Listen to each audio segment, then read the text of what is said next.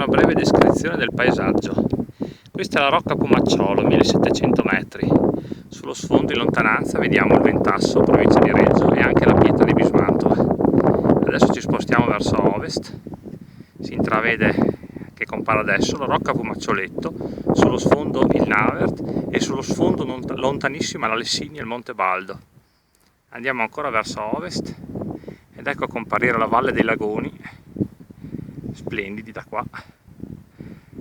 Sullo sfondo si vede il Rocca Biasca, l'Orsaro, il Braiola e il Marmagna nell'ordine. Vediamo in basso gli alpeggi del Lago Scuro, della capanna Lago Scuro che si intravede a metà schermo in questo momento. Sopra la capanna Lago Scuro si vede il passo Fugicchia ed ecco comparire sulla sinistra in alto adesso il Monte Matto. Appena sotto il Monte Matto abbiamo il Lago Bicchiere che da qua non si vede. Continuiamo il giro.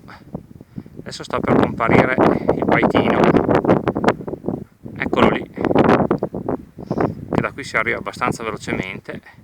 Continuiamo il crinale, sella del Paitino, alpeggio grande, ed ecco comparire là il Monte Sillara, il più alto della provincia di Parma.